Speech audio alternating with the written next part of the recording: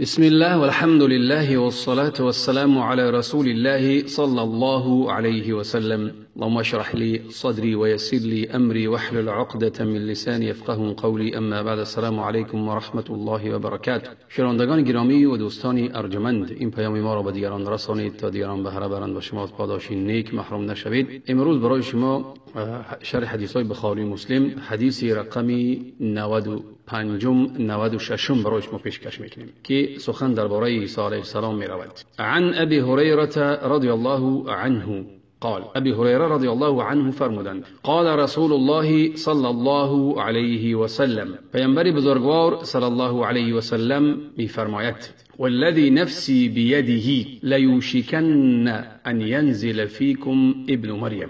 اول ترجمه ایچ میکنیم تحت اللفظ، بعد شرحش میتیم. به ذاتی که نفس من، جان من در دستی اوست، ای الله عز و جل، به الله قسم و سوگند، ای زود است کی، به تأکید که می فراید در بین شما ابن مریم، ای عیسی علیه السلام، حکما مقسطا، حکما ای همچون حاکم، همچون داور، مقسطا عادل، به عدل حکم بکند. فیکسر الصلیب، صلیب امون کریست میگم کو، کریستی که چی میکنن، عبادش میکنن، میشکند کریسته. و یقتل الخنزیر، و میکشد چرا، خوگها را میکشد. و یضع الجزیه، و جزیه را از بین میبرد. و یفیض المال حتی لا یقبله احد، مال همون قدر زیاد میشود که هیچ کس صدقه را یا که زکات قبول نمیکند دیگر. این بود شرح حدیث. حدیث 96 به هم معناست. در حدیث 96 میفرماید که از ابی هریره روایت می شود رضی الله عنه، میفرماید که قال رسول الله صلی الله علیه و سلم، پیامبر بزرگوار صلی الله علیه و سلم میفرماید که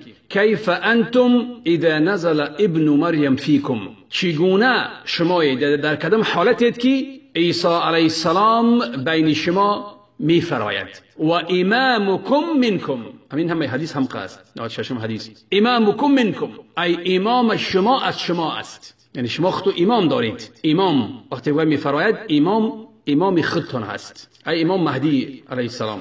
بعد حدیث شرح میتیم. حدیث گفتیم کو حدیث رقمش بخاری است 3448، در امام مسلم است 155 به همین معنا ده. خلاصه این حدیث، در این حدیث خیلی میفرماید که پیامبر بزرگوار صلی الله علیه و سلم امتی خود را دلالت کرد به همه خیر، هر یک چیزی که در او خیر بود به همون دلالتش کرد امتش، و از همه بدی هایی که بود آگاهی و برحذر داد امتش. این از دلسوزی پیامبر بزرگوار صلی الله علیه و سلم است. و از جمله خبر داد به نشانه های روز قیامت، همون نشانه هایی که روز قیامت آخری زمان رخ میدهند.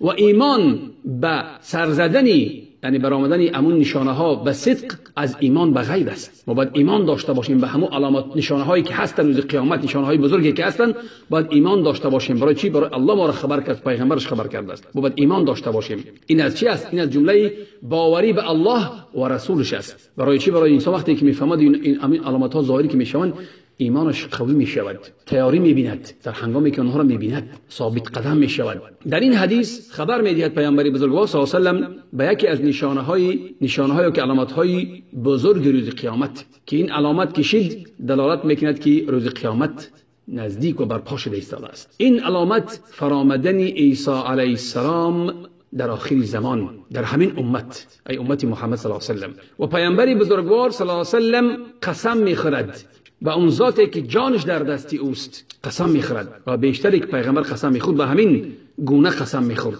که هر آینه نزدیک شده است فرامدن عیسی علیه السلام، روز قیامت، علامت روز قیامت بزرگ. و فرامدن عیسی علیه السلام در کجا میشود؟ در مناره سفید شرقی دمشق.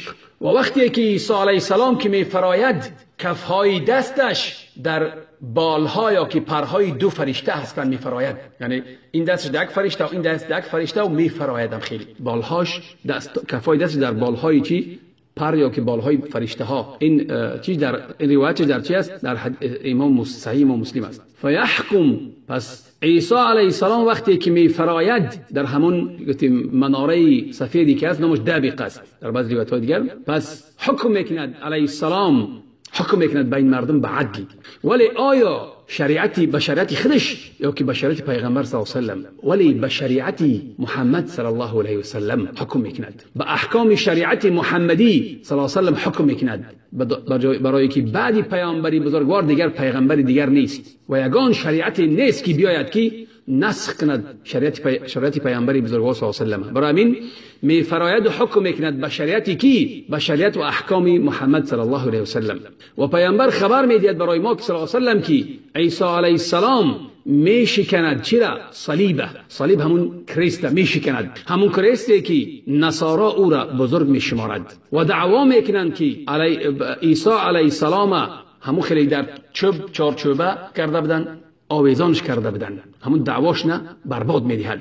و هر آینه دعوایی که یهود کرده بود که ما او را کشتیم، در چارچوبه زدیم کشتیم، الله یهودا را، اون دعوایی که یهودا میکنن او را هم دروغ میشمارد. چخیلی که الله میفرماید و قولهم إنا قتلنا المسيح عيسى ابن مريم رسول الله وما قتلوه وما صلبوه ولكن شبه لهم إن الذين اختلفوا فيه لفي شك منه ما لهم به من علم إلا اتباع الظن وما قتلوه يقينا بل رفعه الله إليه وكان الله عزيزا حكيما. شخلیک الله عز و جل می فرماید در سوره النساء 57 آیه و سخنی مغرورانه که گفتند ما مسیح عیسی پسر مریم علیه السلام را فرستاده الله را که بود کشتیم، در حالی که نه او را کشتند و نه